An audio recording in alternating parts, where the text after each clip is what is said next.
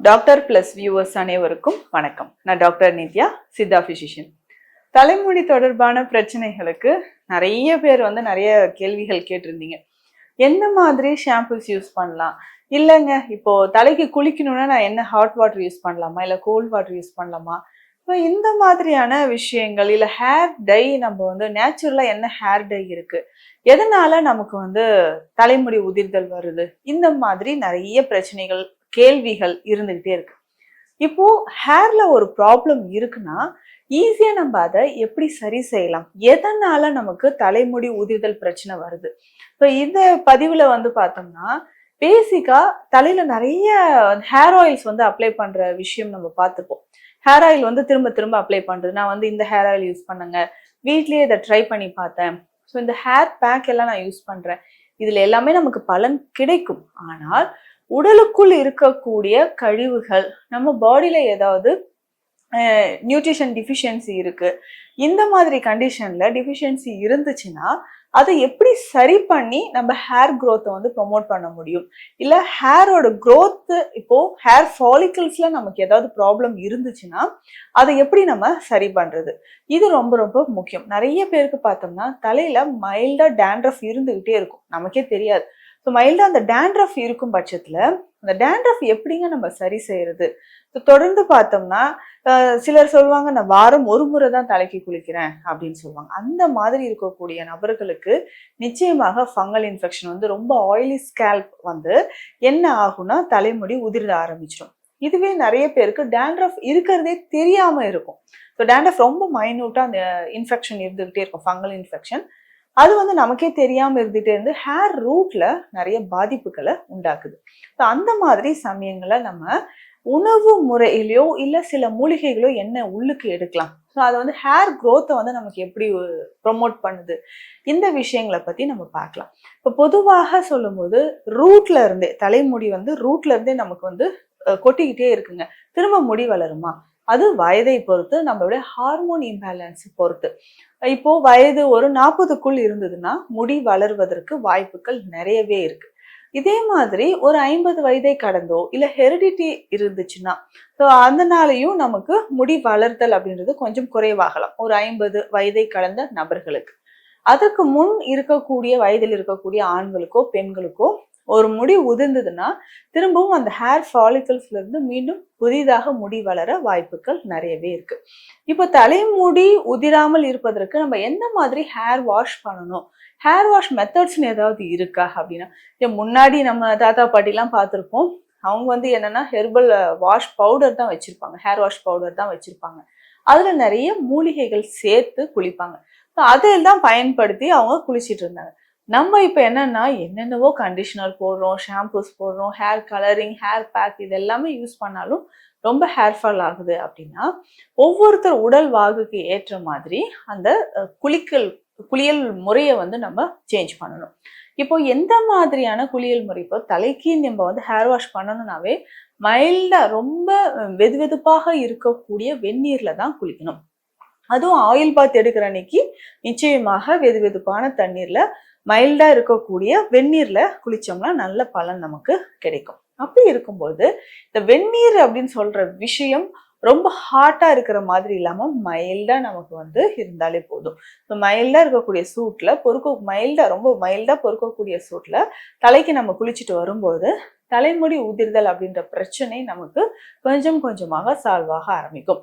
இதுலயே பார்த்தோன்னா ரொம்ப ஹாட் கெமிக்கல்ஸ் இருக்கக்கூடிய ஷாம்பூஸ் யூஸ் பண்ணாம மைல்டா இருக்கக்கூடிய ஹேர் வாஷ் பவுடரோ இல்ல நம்ம ஹெர்பல் ஷாம்பூஸ் மாதிரி நம்ம பயன்படுத்துறோம்னா முடி உதிர்தல் கொஞ்சம் கொஞ்சமாக குறையும். அதுவும் பனி காலத்துல நிறைய பேர் பார்த்தோம்னா நம்ம குளிர்ந்த தண்ணீர்ல குளிக்கிற வழக்கம் இருக்கும். ஸோ குளிர்ந்த தண்ணீர்ல குளிக்கும் போது கொஞ்ச நாளுக்கு அப்புறம் ஹேர் ஃபாலிக்கல்ஸ் எல்லாமே நம்மளுடைய கூந்தலோடைய நம்ம வேர் பகுதி வலிமை இழந்து என்ன ஆகும்னா ரூட்ல இருந்து ஹேர் வெளியில வர மாதிரி இருக்கும்.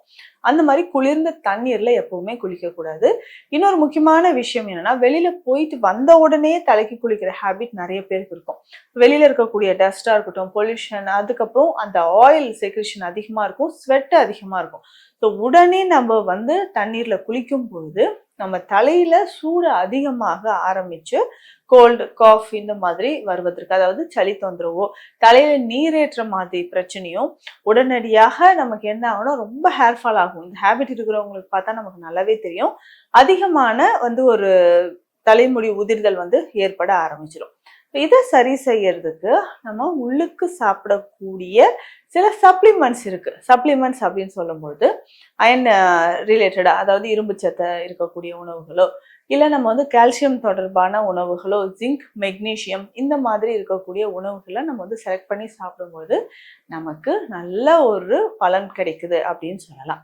இதுவே பேசிக்கா நம்ம பயன்படுத்தக்கூடிய கூந்தல் தைலம் அப்படின்னு பார்த்தோம்னா, இதுல நான் சொல்லக்கூடிய இந்த மூலிகைகள் எல்லாமே சேர்த்து நம்மளே பயன்படுத்திக்கலாம். ஸோ அதை நம்ம கூந்தல் தைலமாக பயன்படுத்தும் பொழுது கொஞ்சம் கொஞ்சமாக நல்ல முன்னேற்றம் நமக்கு கிடைக்க ஆரம்பிக்கும். என்னென்ன மூலிகைகள் இதுல சேர்க்கலாம் அப்படின்னு பார்த்தோம்னா, முதல்ல குன்றிமணி விதைகள் நமக்கு பயன்படுது.